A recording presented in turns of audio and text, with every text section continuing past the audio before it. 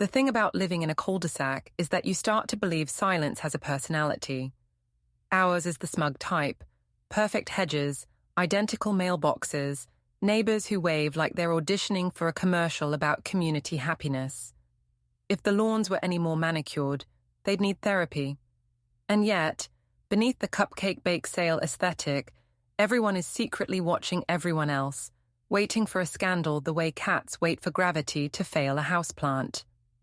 Before we dive deeper into this story, I have one small request. Please subscribe, drop a like, comment, and hit that hype button to boost this channel so more people can discover these incredible Reddit stories. I used to think I was immune to it. I'm a pediatric nurse. I've had toddlers sneeze directly into my mouth. There isn't much left in the world that can surprise me. But it turns out a husband laughing at his phone like a teenager on spring break can still do the trick. Dylan started working late 2 months ago. Not the normal kind of late, where you sigh and microwave leftovers. No. His version came with inside jokes on his phone he wouldn't explain, urgent team sprints that somehow involved cologne, and a new habit of keeping his phone face down like it might explode if I saw the screen. The classic ingredients of marital casserole. Just add simmering suspicion and stir occasionally. The first time I noticed the switch, we were eating dinner. Correction, I was eating dinner. He was scrolling. I cracked a joke about us being the most exciting roommates I'd ever had. He chuckled without looking up, thumb flicking across the screen, a grin twitching at the corner of his mouth. Not the grin he saved for me. The other one. The one he used to charm waitresses into extra lemon slices. "Who's that?" I asked, doing my best impression of casual, which probably came off more like undercover cop in an improv class. "Just work stuff," he said, and turned the phone over, face down. That was the moment a quiet alarm went off in my head. Not a siren. Those are for dramatic people. Mine sounded more like a slow freezer beep, the kind you ignore until the ice cream melts and your entire week collapses. A week later, he installed a fitness tracker app. Apparently, it's normal for a man who thinks stretching is lowering himself onto the couch to suddenly become a data-driven athlete. The app logo kept changing. First, it looked like a dumbbell, then like a heart, then like a flame. That should have been my clue. Apps that can't commit to one identity usually aren't tracking cardio. They're tracking alibis. Still, I told myself not to jump to conclusions. I'm a nurse. You don't diagnose anything based on one symptom. You wait. You observe. You take notes. You drink tea that's gone cold 3 times because life distracts you. Then came the tablet. We share an old one, the kind with a cracked corner and a wallpaper I set 2 years ago, when we still thought matching Halloween costumes were cute. He hadn't touched it in months, but suddenly he needed it for a presentation, which is rich coming from a man whose idea of presenting is showing me a meme. He forgot to log out. Not of a work account, not of a calendar. No. He forgot to log out of a dating app, and not just any dating app, the kind with bios like Adventure Seeker and No Drama. The kind where people post pictures pretending they don't know someone's taking the picture. I opened it because curiosity is only toxic if you get caught. His profile photo popped up first, a Mira selfie, in our bathroom, the same towel rack, the same toothbrush mug. Only one thing was off, a smear of lipstick on his collar. Not my shade, his bio.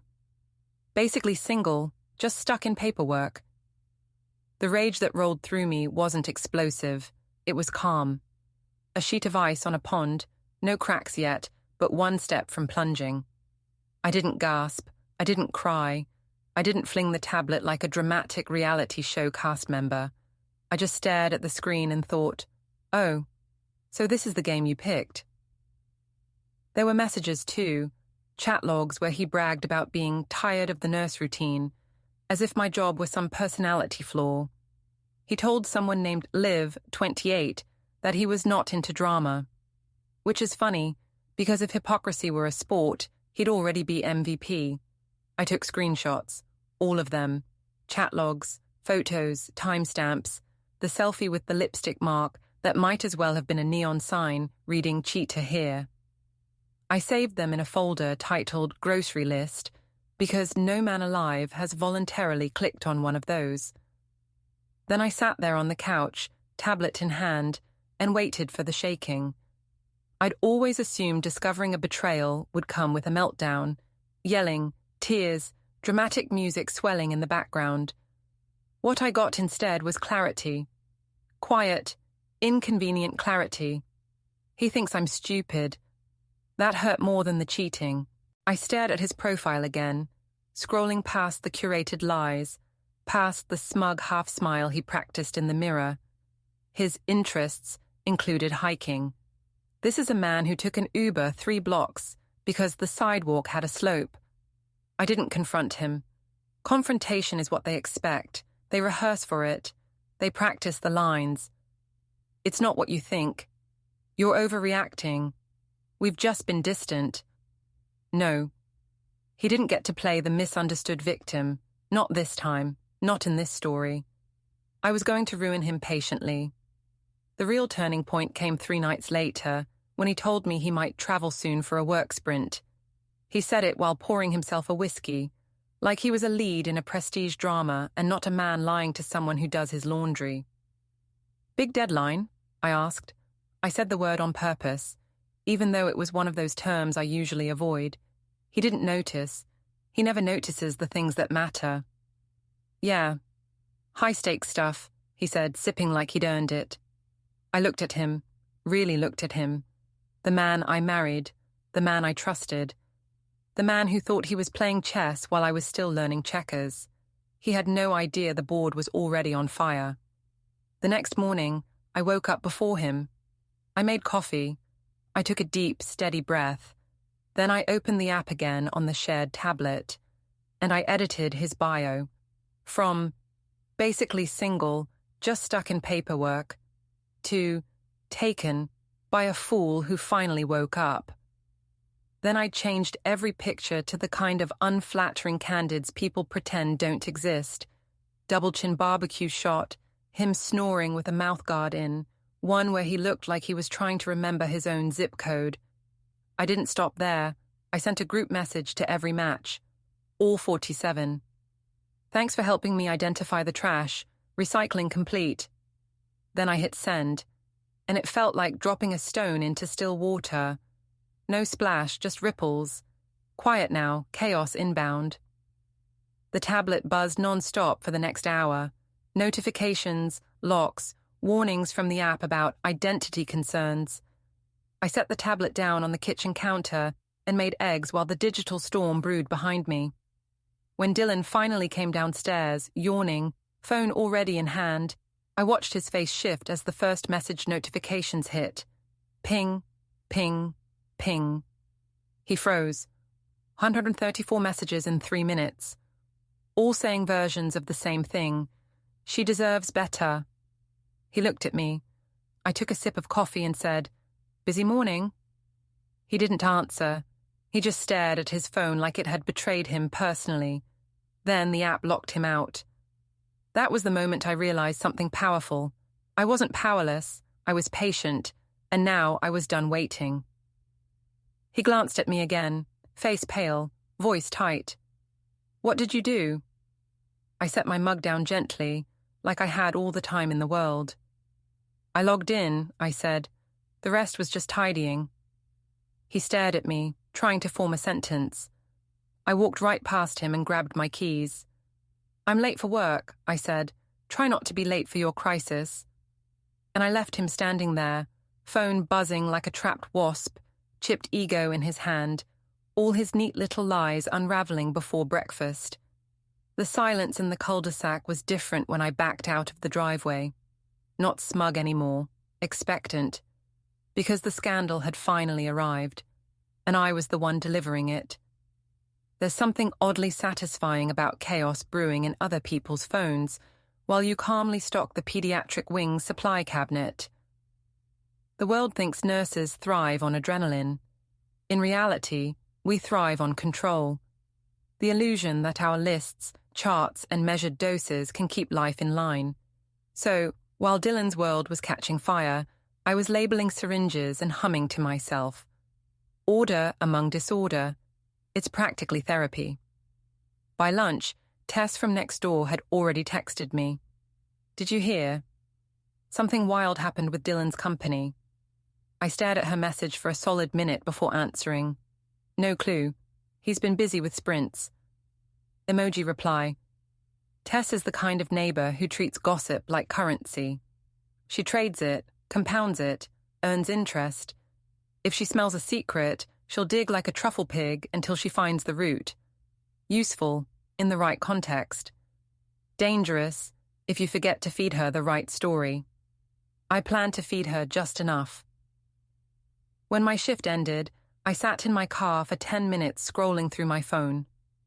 The group chat, Suburb Moms Unfiltered, was already vibrating with speculation.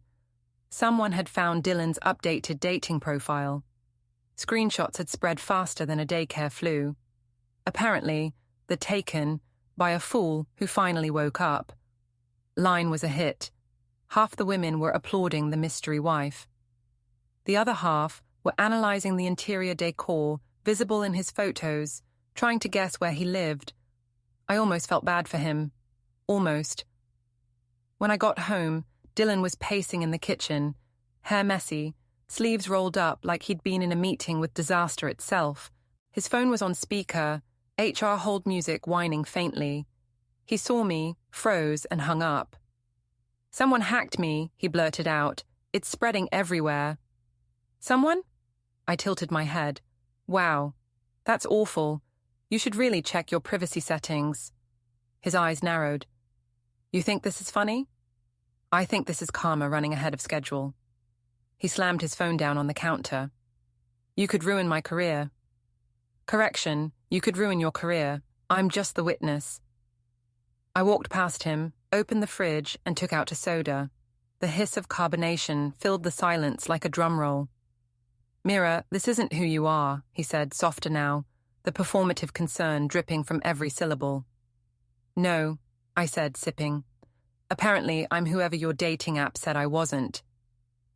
That night, I didn't sleep. Not because of guilt. Guilt's a luxury for people who haven't been gaslit for months, but because the next phase required precision. I wasn't going to scream or cry or break things. I was going to strategize. He'd used his work email to verify the dating account. A rookie move for a man who designs user experiences. I composed an email to his company's HR inbox. Nothing dramatic, just a polite message. "Hello. Please be aware that employee Dylan Lawson's verified company email appears linked to an external dating account visible to the public. Thought you'd want to ensure compliance with company policy. Regards, concerned party." I sent it. Then I scheduled a group chat. Dylan, his parents, and the side girl, Lauren Pierce, based on his messages. The shared drive link attached read, "Evidence, sorted by lies." Then I closed the laptop and went to brush my teeth. The reflection in the mirror looked calm, steadier, maybe even smug. "You always wanted me to be more assertive," I whispered. "Surprise." By morning, the internet had done what it does best: exaggerate. A meme was circulating, Dylan's face over a glitching app icon with the caption, "UX guy can't even design a lie." Even Tess sent it to me, adding, "Isn't this wild?" I responded with a single laughing emoji. Meanwhile, Dylan was spiraling. He followed me around the house, muttering about lawyering up and public defamation. His phone wouldn't stop buzzing. He'd been locked out of the app entirely. Identity conflict, it said. That phrase made me smile. Poetic, really. When the HR email arrived confirming a formal review, he turned pale. "You don't understand, Mira. This could cost me my stock options." I set down my mug and met his eyes. "You mean the ones in our joint portfolio? The ones I'll still get 70% of if I file, thanks to the prenup you insisted on." He stared at me like he'd just realized the house had cameras he didn't install. Later that day, Tess showed up at my door, just to check in. She had the look of someone pretending concern, but hoping for confessions. I invited her in anyway. People like Tess are easier to control when you give them a taste. "Is everything okay with Dylan?" she asked, perched on the edge of my couch like a bird waiting for crumbs. "He's going through a professional challenge," I said, stirring sugar into my coffee. "Startups can be unpredictable." Her eyes lit up. "Oh, so those rumors." "Rumors are just people misinterpreting the truth," I said sweetly, "but it's nice that the neighborhood still cares." She stayed an hour, fishing, failing, leaving with nothing but her own projections. Perfect. By the time she reached the group chat, she'd spin the story just enough to keep Dylan guessing which version I'd told. That evening, Dylan sat on the couch scrolling through angry emails. I leaned against the doorway, arms crossed. "HR wants a meeting," he muttered. "Someone sent them screenshots." "Really? How thorough of them," I said. "You don't get it, Mira. They could fire me. Or maybe they'll just demote you. Conduct unbecoming sounds professional enough." He glared. "This is revenge." "No," I said. "This is an audit." He opened his mouth, closed it, opened it again. "I made a mistake, okay? It was just ego. I wasn't—" "Spare me the psychology podcast," I said, walking past him. "I have laundry to fold." The next morning, I found him at the table surrounded by paperwork. He was trying to calculate damage, literally, with a spreadsheet. I almost admired the dedication. "You think this is funny," he said without looking up. "I think it's math," I said. "Actions, consequences. 1 + 1 = unemployed." He pushed the laptop away, rubbing his temples. "What do you want from me?" I paused. "For you to finally realize I'm smarter than you gave me credit for." His phone buzzed again, another message from the app, another reminder that control was gone. I walked outside into the cold suburban air. The street looked the same, but the energy had shifted. Curtains twitched. Neighbors lingered near their mailboxes too long. The gossip network had found its newest saga. Across the street, Eli, the neighbor who restored old cars, gave me a small nod. "Rough week?" "Depends who you ask," I said. He smiled faintly. "Heard there's drama." "There's always drama. Some people just forget who writes the script." That night, when Dylan finally went to bed, I sat on the porch with my laptop, the glow of the screen washing over the quiet street. I scrolled through the memes again. His profile picture plastered under captions like "beta testing faithfulness." It should have felt petty. Instead, it felt balanced. Fair, even. I opened my private folder, the one labeled grocery list. The screenshots waited, orderly and safe. I renamed it Receipts Final. Because I wasn't done. Not yet. If you've never watched a man try to control a crisis with nothing but a spreadsheet and a crumbling ego, you're missing out on premium entertainment. Dylan spent the next 3 days pacing between his laptop, his phone, and the liquor cabinet, like he was waiting for one of them to apologize on his behalf. HR had scheduled a video call titled Conduct Clarification, which is a corporate way of saying, "We already know what you did, we just want to see if you'll lie to our faces." While he spiraled, I went to work, ran errands, drank my coffee warm for once. My world didn't fall apart. His did. That was the satisfying part, not rage, not chaos, just the simple role reversal of who lies awake at night. By Thursday, the meme had gone from funny to viral. Someone on Instagram stitched it into a motivational reel. "Don't be like Dylan. Upgrade your honesty along with your software." Even Tess reposted it with a caption. "Wow, imagine being this sloppy." I gave it a polite heart reaction. Nothing more. Give a gossip just enough crumbs and they'll invent their own bakery. That afternoon, Dylan tried a new tactic. Niceness. He made me tea. Real tea, not his usual lukewarm bag swirling in regret. He even tried a soft voice. "Mira, maybe we should talk." "About what?" I asked, browsing a recipe site. Your sprint schedule, your bio edits, your fan club. He flinched. I messed up. Mm-hmm. I was stressed. I needed validation. There's a difference between validation and an audience, I said. You didn't want comfort. You wanted applause. He swallowed hard. Maybe I deserve that, but you're going too far. Oh, I raised an eyebrow. You think this is far? Dylan, I haven't even left the driveway yet. He stared at me like he was realizing I wasn't the woman he married. He was right. I wasn't. I was the woman he shaped.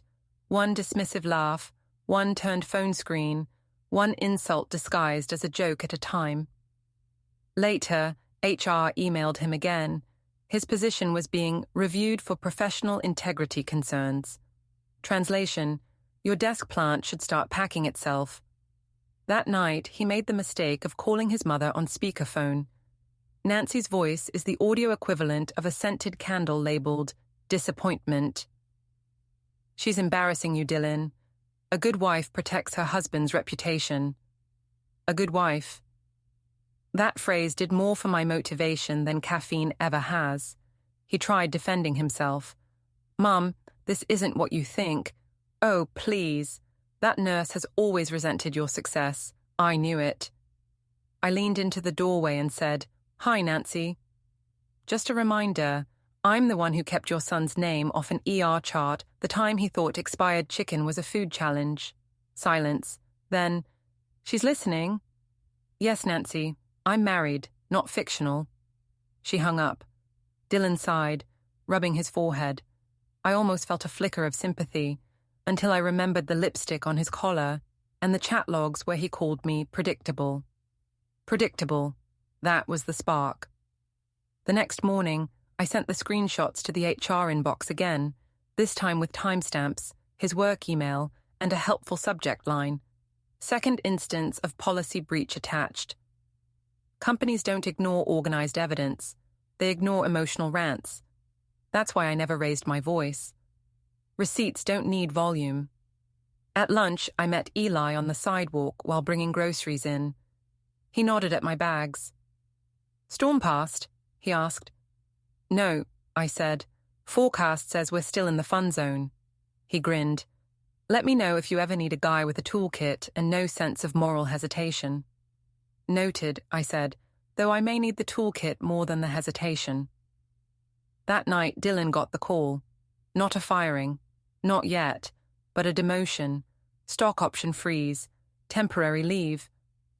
Words meant to sound professional, but really meant, we're waiting for legal to finish sharpening the axe. He stood in the kitchen staring at the wall, like it might give him a reset button. You don't have to enjoy this so much, he muttered. You're right, I said. I don't have to, but I do. He looked at me then, really looked, like he suddenly realized every time I kept quiet, I was actually taking notes. Are you divorcing me? He asked. Eventually. I shrugged, but not before the full download completes. He blinked. What does that mean? It means you taught me something valuable, Dylan. I walked past him, calm, steady. Loyalty isn't quiet, it's observant, and so is revenge. His phone buzzed again. Another meme. He didn't pick it up. I went upstairs, opened my laptop, and added the newest HR email to my receipts final folder. Because the story wasn't over, and the next chapter wasn't going to be digital. It was going to be physical, in a way he'd never forget. My revenge had started online, but even I knew screens could only do so much damage. Pixels sting, but they don't haunt. Real humiliation requires something he can touch, or better, something he can't fix with a login recovery email. That's when Lauren re-entered the story, with her perfect hair, filtered selfies, and the emotional depth of a teaspoon. I hadn't forgotten about her. She was the one who sent Dylan pictures, with captions like, "We should take this offline," and "Your wife doesn't get you." She called him her secret, which was ironic now that she was the most public part of this mess. I didn't blame her for existing, only for being sloppy enough to pose against our bathroom mirror with a lipstick that wasn't mine. That level of boldness, deserved a personal thank you. I just needed to find her. Turns out, vanity is a better tracking device than GPS. She tagged her favorite smoothie place, gym, and co-working space on her stories, like she was breadcrumbing me straight to her. I watched her post a boomerang of her iced latte Thursday morning with the caption, "Fueling greatness." Cute. I screenshot it and zoomed in. Same black and gold to-go cup from a place called Grain and Grind. 10 minutes from Dylan's office. Predictable. I could have gone alone, but I wasn't an idiot. I knew there was a difference between facing a man who panics and a woman who panics. Women panic strategically. So I knocked on Eli's door. He opened it holding a wrench, which was either a coincidence or excellent foreshadowing. "I need a favor," I said. "Moving a couch or moving a body?" "No bodies," I said quickly. "Just a car." He tilted his head. "On a scale of 1 to questionable, how legal is this?"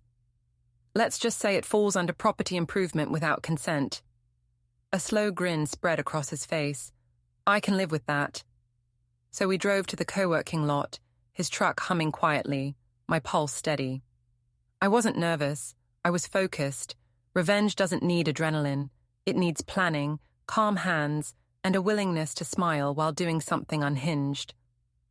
Lauren's car was exactly what I expected, a silver luxury SUV that probably had a self-care playlist synced to the ignition. The vanity plate read, "Love Lau." I stared at it a long moment just to emotionally prepare. "She really committed to that," Eli said. "Oh, she commits," I said, "just not to her own lane." I'd done enough Googling to learn sugar in a gas tank wasn't the instant engine explosion movies promised.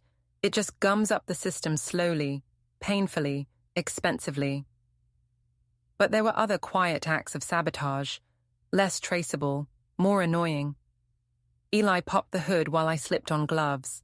Nothing dramatic, just a few removed fuses, an unplugged sensor, a carefully loosened hose that would wait like a time bomb disguised as maintenance. When we finished, we stood back, admiring our work. "You ever feel like you're the villain?" Eli asked. "I am the villain," I said. "I just have better punchlines." Before we left, I took out a sticky note and wrote 3 words in neat handwriting. Recycling. Complete. I stuck it under her wiper. We were almost at Eli's truck when we heard a voice behind us. "Hey, what are you doing?" Lauren, wearing gym leggings, oversized sunglasses, and the moral confidence of someone who drinks green juice and ruins marriages before lunch. She wasn't running. She was strutting. I've seen toddlers approach dropped food with more caution. "Excuse me?" she said, looking between us. "That's my car." I turned slowly, calm, polite smile in place. "Hi, Lauren." She blinked. "Do I know you?" "I'm Mira," I said, "the nurse who does his laundry. You've probably heard of me." Her face tightened, and for one exquisite moment, she forgot how to perform confidence. "Oh," she said. "Listen, I didn't mean—" "No need to explain," I interrupted. "You didn't steal anything. He gave himself away." She looked at Eli like he was there to drag me off stage. "Is this supposed to be some kind of threat?" "It was supposed to be a conversation," I said. "But since you brought up threats, don't worry, I'm not touching you, just your car, not permanently, just inconveniently." She took a step back. "You're crazy."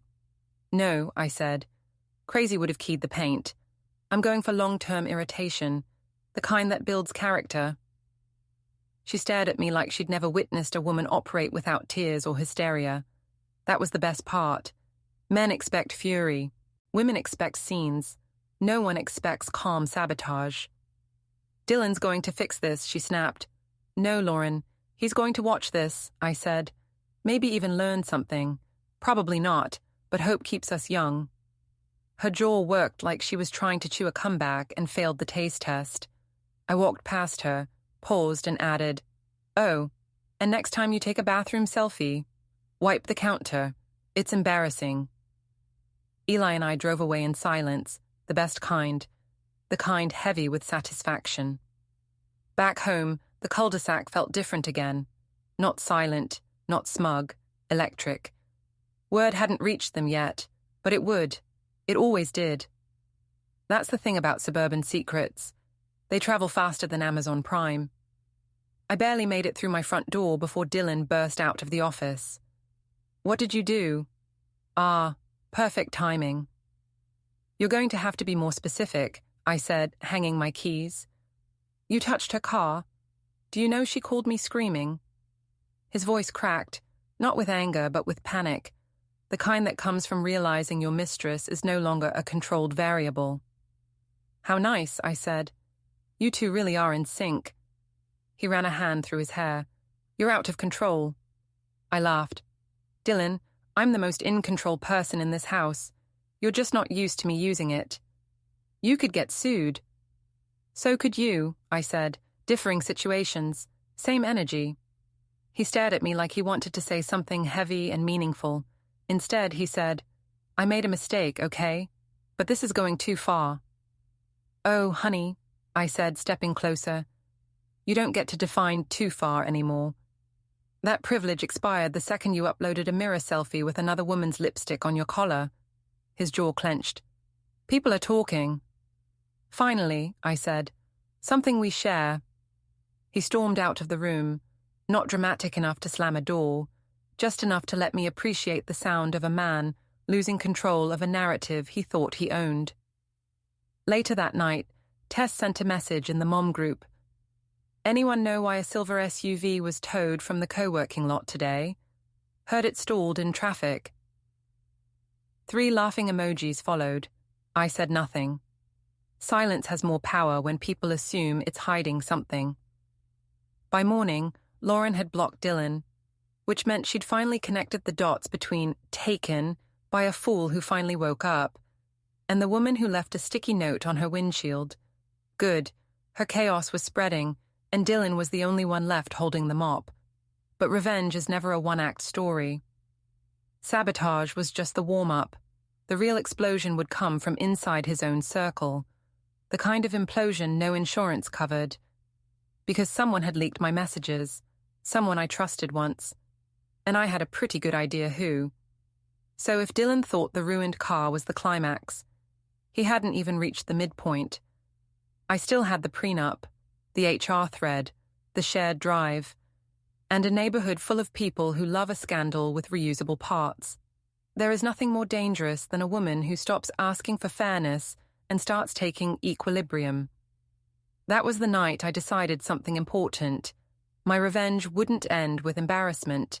It would end with erasure. The man who thought he could cheat quietly was about to learn what it feels like to disappear loudly. And I wasn't even tired yet. Gossip is a currency here. I knew that going in. It pays out in sideways glances and invitations rescinded with a smile. It buys you time when you need to avoid someone at the school pickup. It also gets people promoted at the PTA, which is a skill set I do not possess and never intend to acquire.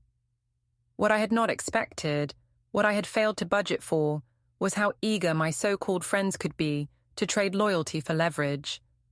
The morning Tess betrayed me started like any other. Coffee, a quick check of the hospital roster, a text from Eli about an engine part that would wait until Monday. I skimmed emails and half-formed plans while the kettle boiled. Then my phone chimed with a message that made the room tilt. It was from Dylan.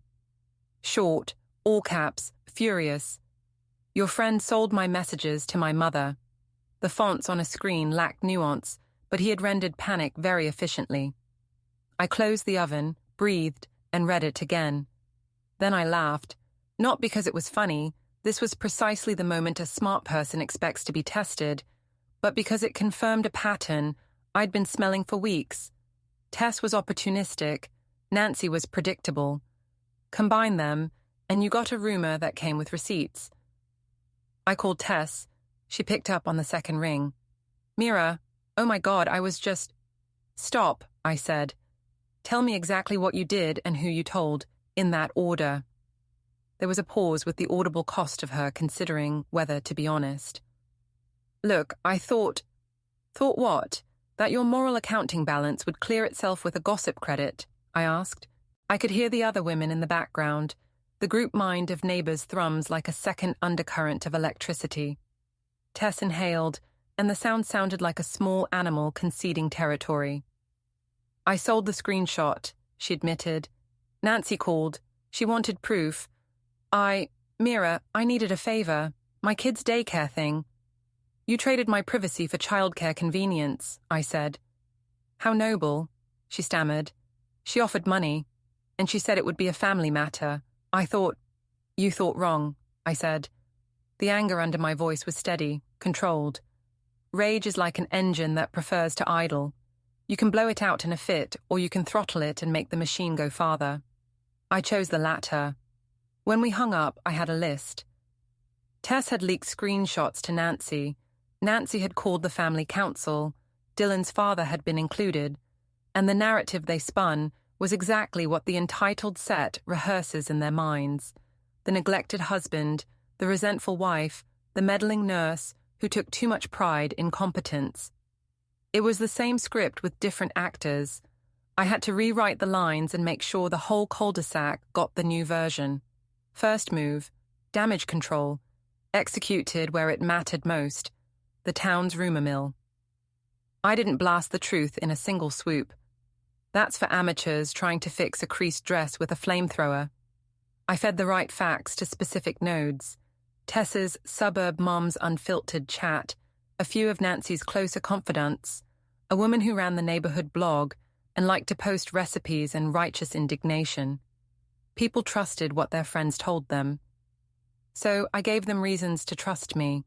I started small. An anonymous package on Nancy's doorstep. A printed, time-stamped screenshot showing Dylan's work email tied to the dating account. Nothing else.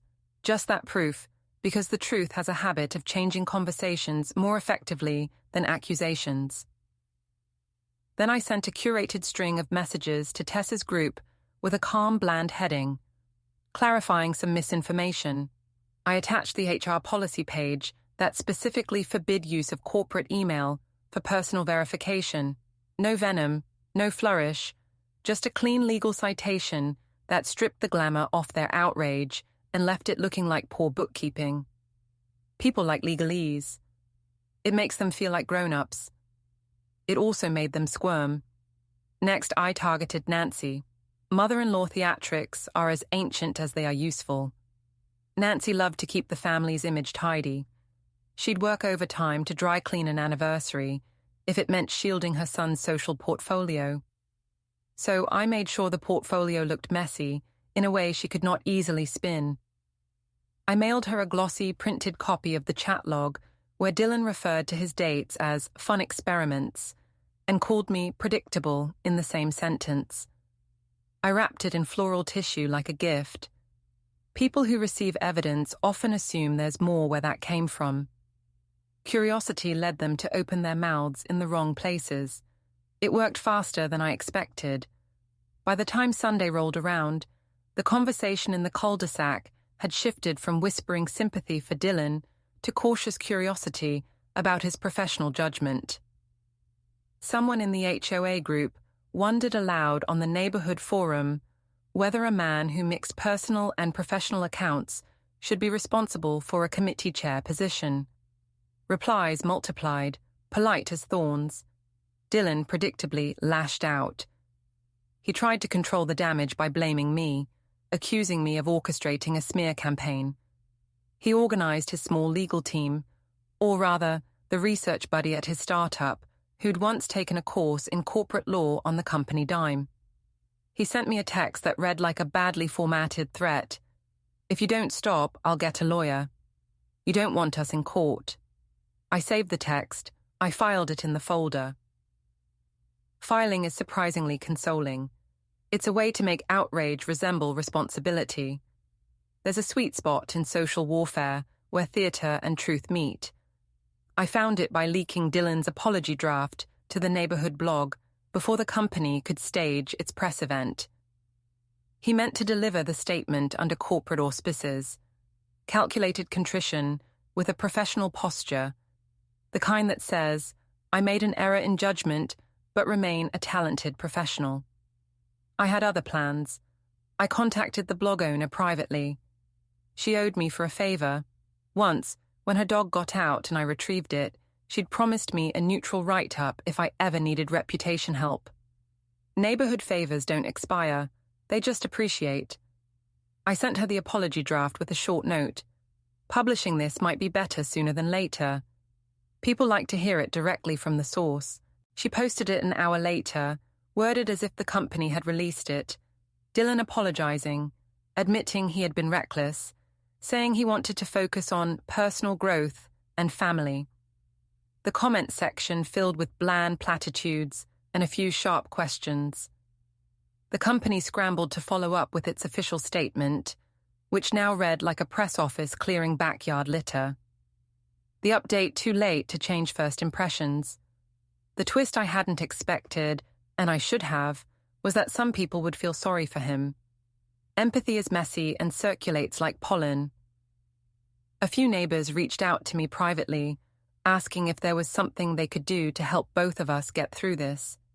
That was the moment I realized how easy it is to make tragedy into a community project, and how dangerous it is to let anyone else define the project's scope. I declined their offers. I didn't want soup. I wanted outcome. Then Tess texted, a long string of apologies and rationalizations. I didn't mean to cause all this. Nancy paid me for childcare. I panicked. I thought you'd be okay. Her messages read like someone trying to patch a leaky boat with magazine clippings. I invited her over. When she arrived, she sat awkwardly on my living room couch, clasping her purse like a shield. Her kids were tucked with a sitter. She looked small, not because she had shrunk, but because she was suddenly a human being, bearing the consequences of choices she didn't realize she'd be judged for. Why? I asked. I needed help, she said. My hours are a mess. My partner's sick. Nancy offered. So you sold me for a favor, I finished. It was a hard choice. I didn't think. You thought your life was more important than mine, I said. Which, fun fact, isn't a thought you should confess easily. She flinched. Mira, I'm sorry. I'll fix it. I'll tell Nancy I was wrong. Telling Nancy you were wrong is the social equivalent of mowing the lawn in winter. It doesn't erase the scent of what you did. It just makes your apology presentable. No, I said. You won't. There's no such thing as a single correction when you've already sent a package of evidence to the family council. But you can help me now. You can help me make sure the narrative stays honest. Tess blinked. How? By telling everyone the truth, I said. Start with the group chat. Tell them you sold screenshots to Nancy for daycare favors and that you regret it. Say you didn't know the full context.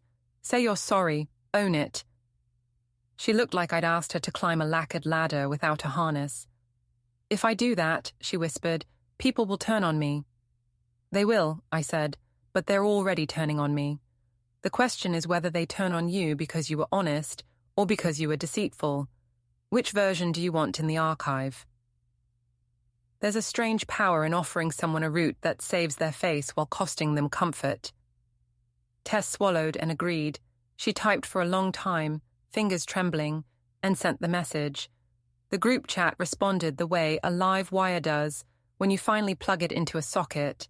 Sparks, heat, anger, then the slow cooling of curiosity. People called Tess naive. Some forgave her, a few were merciless, but more importantly, they knew the source. The rumor no longer stood on its own. It had a handle, a human origin, and a motive. That made it less formidable. Nancy, however, did not respond immediately. Maternal armor is not that easily shifted. She called Dylan in a rage and then hung up. He texted me frantic. She's convinced this proves I'm a monster. She wants me to leave the house until we sort this out. That was the moment the prenup's leverage hummed under the floorboards. Legal leverage is ugly and clean at the same time. It's the math you use to make choices cost-effective. I reminded Dylan casually, over coffee, that his infidelity clause stipulated a severe financial penalty for proof of unfaithfulness. He grew pale, counting columns in his head that were not yet his to lose. "Don't be petty," he said.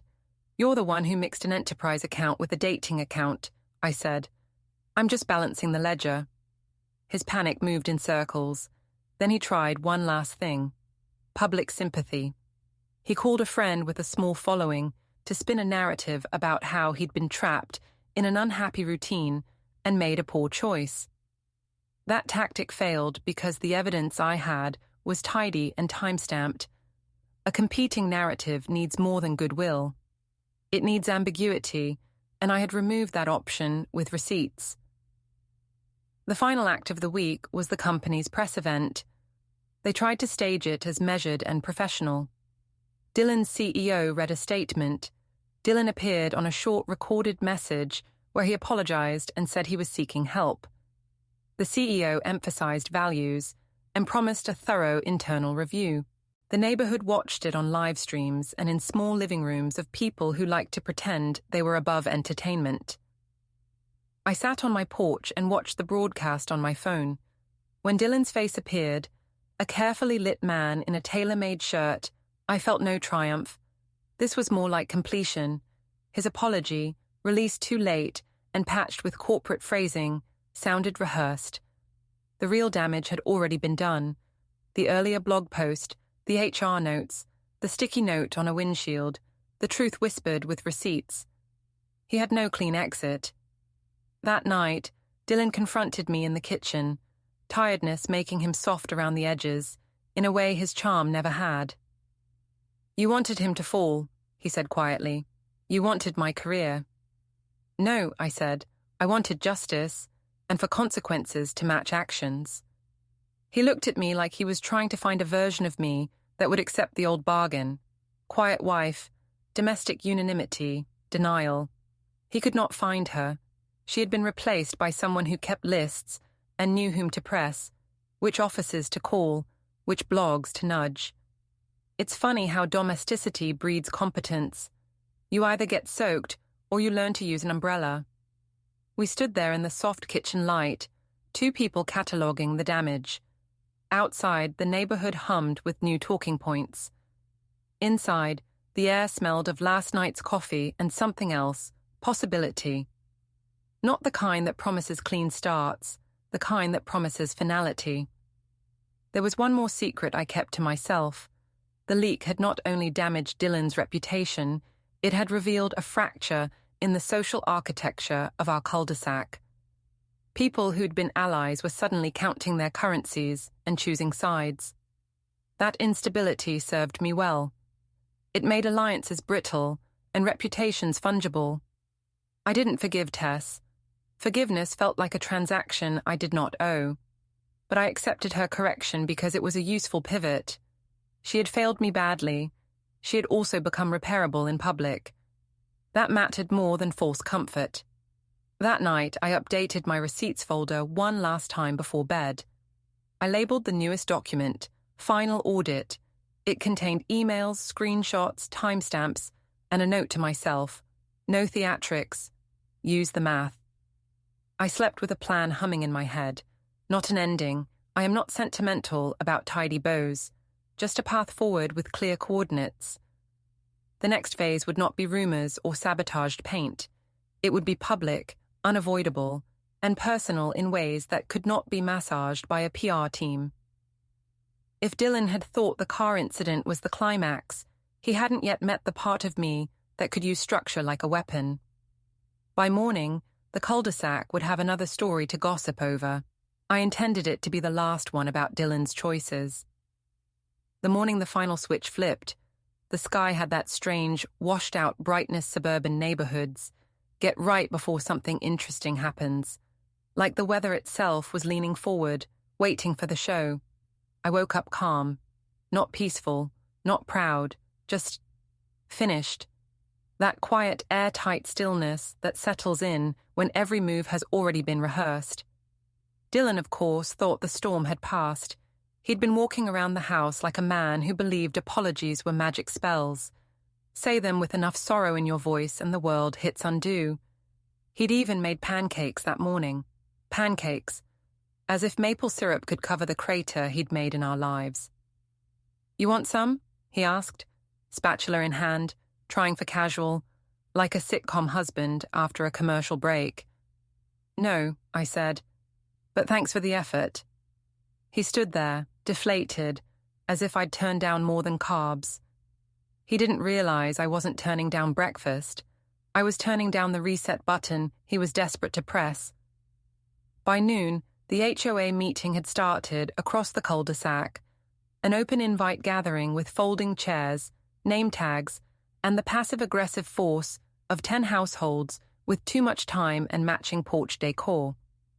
Dylan had planned to attend so he could clear the air, which translated to control the narrative before it gets worse. I let him go. I wanted him on that microphone. I wanted an audience. I changed slowly, deliberately. Jeans, clean sneakers, hair pulled back, face neutral. Not dramatic, not theatrical. Just composed, the one thing he never expected from me once the storm reached land. By the time I crossed the street, they were halfway through the agenda.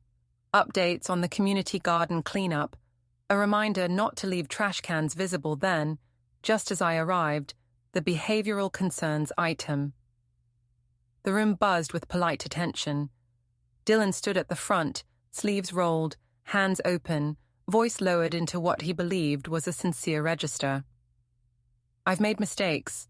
I'm not proud of them," he said. "But private struggles shouldn't define everything about a person." Translation: Please pretend the scandal wasn't that bad. I leaned against the doorframe and watched. Not one person nodded. Even Tess kept her eyes down. That's the thing about suburbia. Once they sniff weakness, they stop hiding their judgment. They want moral order restored, even if they were entertained by the chaos. When he finished, the room didn't clap. They didn't even cough. They just shifted, restless, like a chorus waiting for a soloist who hadn't arrived yet. So I stepped forward. "Hi," I said, my voice steady. "Mind if I add a small clarification to his statement?" Dylan turned, stiffening. "Mira, this really isn't—" "Oh, relax," I said. "I'm not here to rehash the past. I'm here to conclude it." That got the room's attention. "I'm not interested in sympathy," I continued. "I'm not interested in melodrama. I just want facts to stay factual and consequences to stay earned." I reached into my bag and held up a slim folder. Printed, tabbed, ordered. No theatrics, just evidence. "This," I said, "is the full documentation of Dylan's dating account, his company email attached to it, his conversations claiming he was basically single, and the HR correspondence that followed. No gossip, no guesses, just timestamps and actions." A few people leaned forward. One man blinked like he'd just realized truth had a texture. Dylan's jaw tightened. "Mira, please." "No," I said simply. "You lied online. You lied at home. You lied in this room." Then I set the folder on the HOA table and stepped back, like someone presenting a finished blueprint. "That's the full picture," I said. "Anyone who wants to understand the situation can read it. Anyone who wants to pretend it's complicated can choose not to." Silence. Not dramatic silence. Processing silence. Then I dropped the final match. "And to be clear, I'll be filing for divorce tomorrow. Per the prenup, infidelity grants a 70-30 split. I'll take the house. He'll take the lesson." That did it. A few people actually exhaled, as if they'd been holding their breath for weeks waiting for the logical ending. Even Nancy, in the back of the room, sank into her chair like her son's excuses had finally run out of oxygen. But I wasn't finished. "I've spent months being calm," I said, while he laughed at his phone, while he took mirror photos in our bathroom for women who thought he was available, while he called me predictable. But here's the thing. Predictable people are dangerous when ignored, because we don't explode. We document. That earned a ripple. A small one, but enough. "So this is the reset," I finished. Not for him. For me. You can gossip if you want. You can pick sides if you feel like you need a hobby. But the facts won't change, and neither will the result. Then I walked toward the door. Dylan lunged after me, voice low and panicked. You humiliated me. No, I said. You humiliated yourself. I just turned the lights on. He reached for my arm. I stepped back. Don't, I warned. You've controlled the story long enough. It's not yours anymore. The tension in the room thickened. Not pity, not outrage, just the slow rebalancing of power when a story finally settles into its true shape. I walked out into the afternoon sun. The air didn't feel heavy anymore. It felt open, real, earned. Across the street, Eli stood by his truck, arms folded, witnessing like he'd been waiting to make sure I didn't fold at the finish line. He didn't clap. He didn't speak. He just nodded once, an acknowledgement among people who understand the difference between chaos and closure. I nodded back. No victory lap, no speech, just momentum, already moving forward. Behind me, the meeting dissolved into low murmurs and scraped chair legs. Questions, opinions, debates, none of it mine to manage anymore. Because my part was done, revenge executed, terms finalized, story closed, and I didn't look back. I didn't make it halfway across the lawn before I heard the door of the clubhouse swing open behind me. Not fast, urgent. Dylan's footsteps hit the pavement, uneven, like someone torn between running and pretending they weren't. I didn't turn around. If he wanted a scene in the parking lot, he could perform it to the trees. Mira, stop, he called. I didn't stop. I wasn't being dramatic. I just had nothing left to negotiate. He finally caught up, breath uneven. You can't just walk out after dropping that in there. I just did, I said. That was supposed to be a discussion. You blindsided me. Oh, please, I said, finally turning. You walked into a public meeting to spin your own PR emergency and expected me to sit. I didn't blindside you. I just didn't play along. He looked around, checking to see if we had an audience. We didn't. Everyone inside was still digesting the fact that their wholesome neighborhood had turned into a live ethics symposium. You made me look like... I didn't make you anything, I said. You wrote the script. I just printed the receipts. Something flickered across his face. Hurt, maybe, or the realization that he wasn't talking to the version of me who used to soften things for him, that Mira was retired. You really want to destroy me? He asked, voice low like we were in a spy movie. No, I said. I want balance, that's all. I'm not ruining your life. I'm ending my part in it. He had no comeback.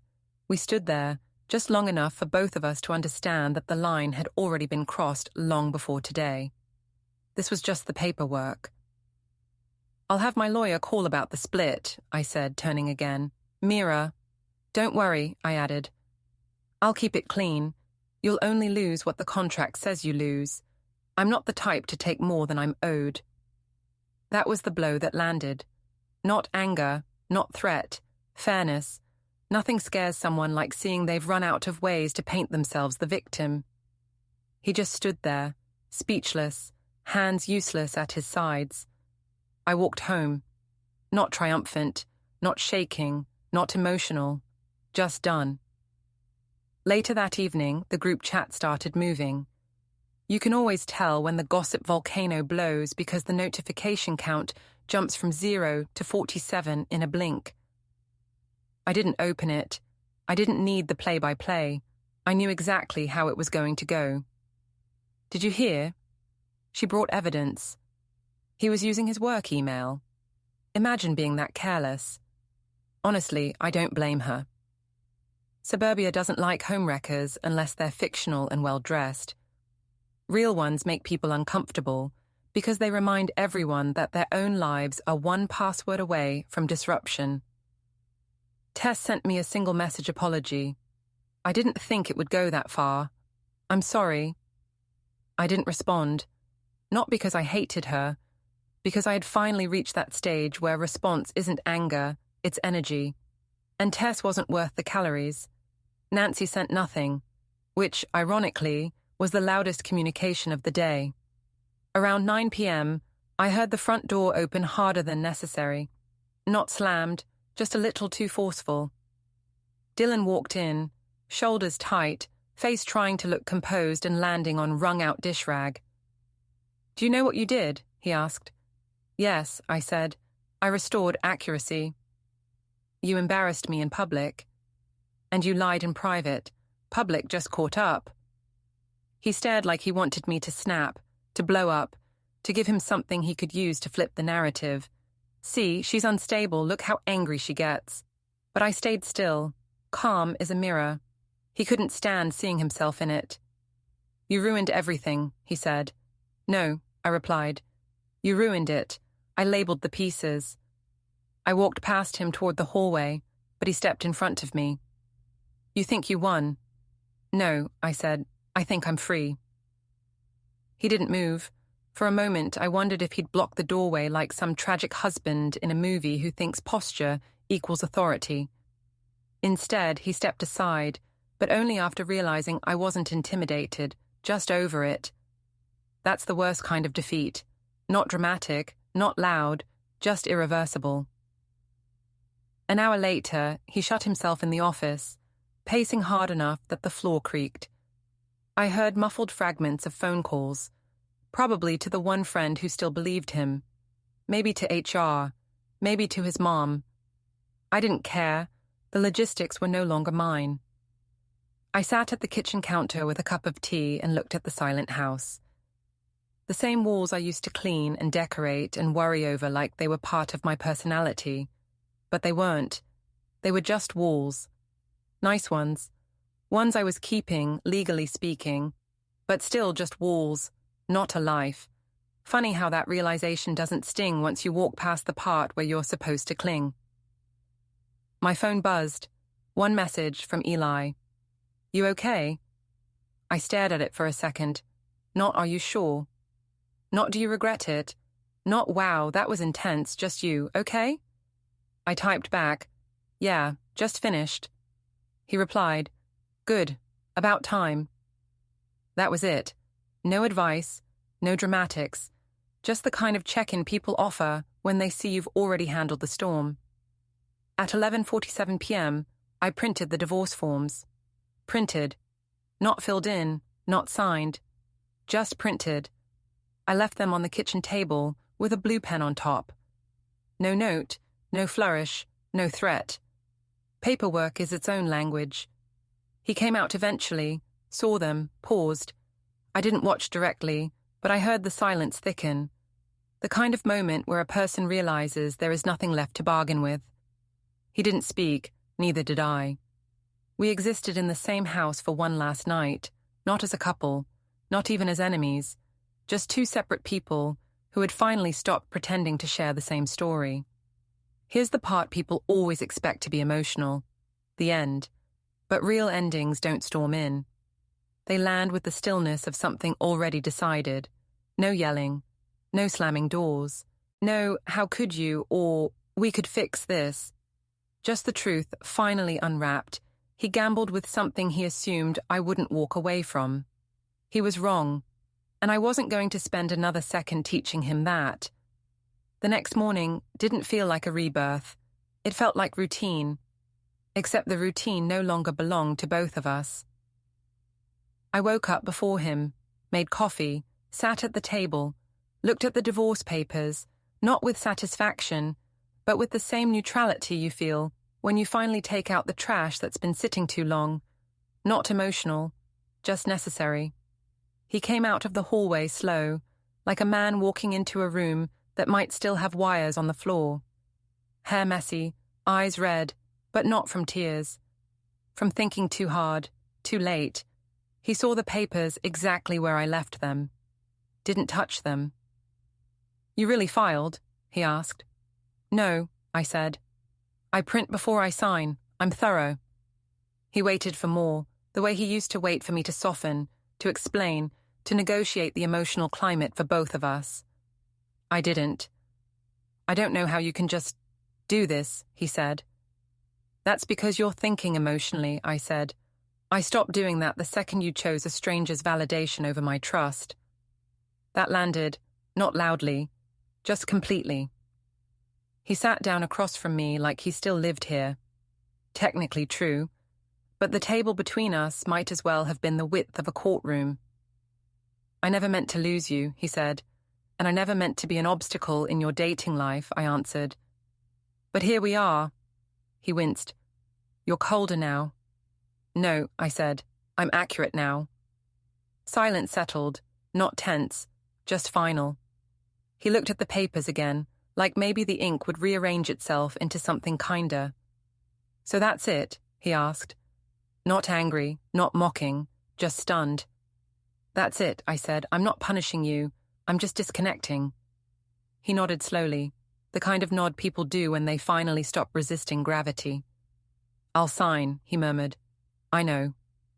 I stood, put my mug in the sink, and said one last thing, not cruel, just true. You didn't lose me because you cheated. You lost me because you thought I'd stay. That was the real fracture, not betrayal, assumption.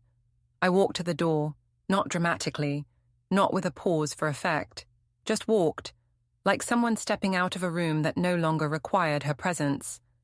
Hand on the doorknob, I heard him exhale, one long, defeated sound. He didn't say my name, didn't ask for one more chance, didn't plead. Maybe he finally understood the math. I wasn't angry, I was done, and done is irreversible. Outside, the neighborhood was already awake, sprinklers ticking, cars warming, a jogger pretending not to notice me. Life, untouched and unbothered, already moving forward without either of us as headlines. Across the street, Eli was loading lumber into the back of his truck. He looked up once, saw me, just gave a small two-finger salute. No smile, no pity, just respect. The kind people give to someone who did what needed to be done, not what would have made them look wounded.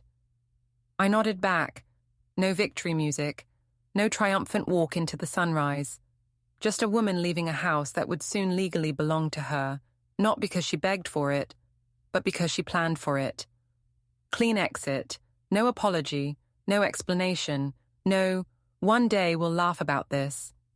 Just end of contract, end of story. And I didn't look back.